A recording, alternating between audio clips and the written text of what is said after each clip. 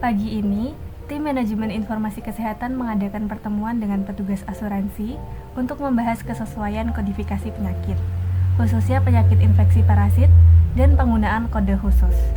Hal ini penting untuk memastikan klaim asuransi berjalan lancar dan data kesehatan tercatat dengan akurat.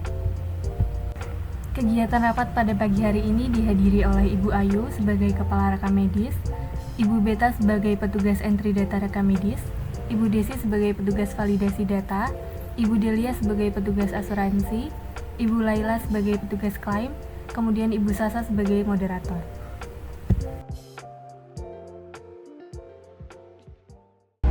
Assalamualaikum warahmatullahi wabarakatuh. Waalaikumsalam warahmatullahi wabarakatuh. Selamat pagi rekan-rekan semua, terima kasih telah hadir pada rapat hari ini. Rapat hari ini difokuskan pada kodifikasi penyakit infeksi parasit dan penggunaan kode khusus tertentu yang akhir-akhir ini sering menjadi topik pembicaraan pada klaim asuransi. Kami berharap dalam diskusi hari ini akan menghasilkan solusi dalam permasalahan-permasalahan kita. Silakan untuk Bu Ayu mengawali rapatnya. Baik, terima kasih Mbak Nia. Jadi kemarin saya sempat dapat laporan di bagian klaim asuransi terkait dengan penyakit infeksi parasit ya. Itu terkait dengan penyakit toksoplasmosis, penyakit malaria dan penyakit amoebiasis itu masih belum konsisten untuk asuransinya.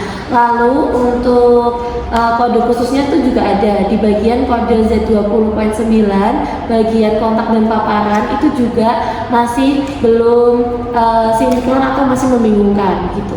Betul sekali yang disampaikan oleh Ibu Ayu. Memang dalam beberapa berkas kami menemukan kode Z sebagai diagnosis utama. Padahal di catatan medis pasien sendiri itu pasien dirawat karena adanya infeksi aktif.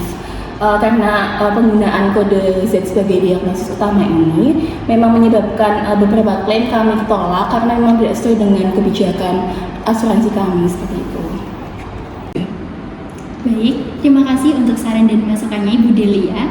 Dari kami juga menyadari terkadang ada miskomunikasi antara kami sendiri dengan dokter penanggung jawab pelayanan terkait dengan penulisan diagnosis utama dan juga diagnosis sekunder. Untuk penyakit infeksi sendiri, seharusnya kami menggunakan kode B50 sampai dengan B64 sesuai dengan aturan dan jenis infeksinya apa, bukan menggunakan kode Z sebagai kode diagnosis utamanya. Kami juga sedang menyusun pedoman internal untuk kodifikasi penyakit infeksi parasit termasuk menggunakan kode B60 sampai B83. Namun memang perlu koordinasi dengan tim klinis untuk diagnosis sesuai dan lengkap. Kalau tidak nanti kodifikasi bisa melesat atau berpengaruh pada klaim asuransinya. Nah, saya menyarankan tim PMIK dan tim asuransi membuat daftar diagnosis dan kode penyakit infeksi parasit yang sering muncul. Nah, ini bisa jadi acuan bagi kedua belah pihak dan mengurangi kesalahan interpretasi kode. Saya merasa ide yang disampaikan oleh Bu Laila cukup bagus. Dari pihak kami juga bisa memberikan daftar diagnosis yang sering kami tolak atau memang bermasalah di sistem asuransi kami seperti itu. Dari pihak kami juga mau mengklarifikasi bahwa memang penggunaan kode Z itu digunakan sebagai diagnosis tambahan saja dan bukan diagnosis utama. Baiklah, kalau seperti itu saya setuju dengan saran dari Bu Laila dan Ibu Delia. Kami juga akan menjadwalkan pelatihan dengan kode dan tenaga medis lain untuk meningkatkan pemahaman tentang kodifikasi penyakit khusus parasit ini dan klaim asuransinya begitu.